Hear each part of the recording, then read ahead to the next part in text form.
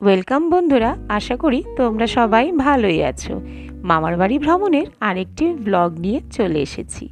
দেখো, আমার মামাতো ভাই আম গাছ থেকে বাঁশ দিয়ে আম পাড়ছে, আর ছেলে নিচে দাঁড়িয়ে অধীর আগ্রহে অপেক্ষা করছে কখন সে আমের খোসা ছাড়িয়ে খাবে। সাথে মাসিও রয়েছে। কি মজা! বলতে বলতেই আম চলে এলো, আর সেটা উপভোগ করতে থাকলো তিনজনে মিলে। আমাকেও তার শেয়ার দিল। আমের টেস্টটি দারুণ, না বেশি মিষ্টি না বেশি টক। আম এনজয় করতে করতে দুপুর হয়ে গেল, আর উঠোনে যথারীতি ছড়িয়ে দেওয়া রয়েছে তিল আর খড়কুটো। এটি আমার আরেকটি মামার বাড়ি, যা হচ্ছে মায়ের চেটতো ভাই।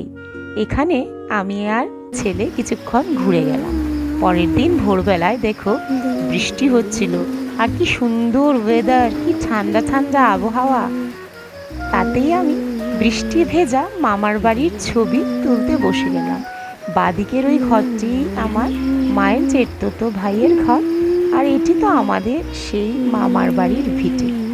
বৃষ্টি ভেজা গ্রামে ভোর দেখতে অতুলনীয় লাগে, আর সাথে গুনগুন করতে করতে গানও গাইছিলাম।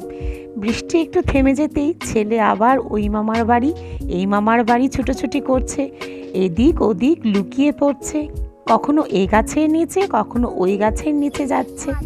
এবার আবার আমরা চলে এসেছি ক্ষেত পেরিয়ে লাস্ট আমাদের সীমানার প্রান্তে।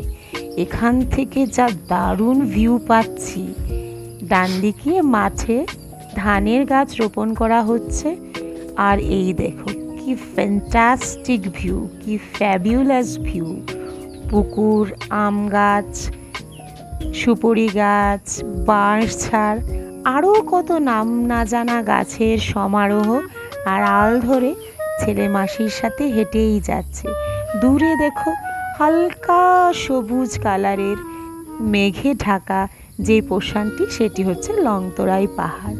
গরুরা দূরে ঘাস খাচ্ছে, ছোট ছোট ঘরবাড়িগুলো মাঝে মাঝে চোখে পড়ছে। কি সুন্দর ভিউ! আবার উঠোনে চলে এসে মাসি আর বোন পোতে বল খেলছে। বল খেলে নিয়ে এবার চলে এসছে ঘরের একদম পেছনে, যেখানে রান্নাঘরের উনুন থেকে পাইপ দিয়ে ধোঁয়া বেরোচ্ছে, আর সেটাও ভাবছে দার্জিলিং। বলছে দেখো মা, দার্জিলিংয়ের মতো। কি সুন্দর এই দৃশ্য! আর এই এনজয়মেন্টের দিনগুলো আমার কোনো দিনও ভুলতে পারবো না।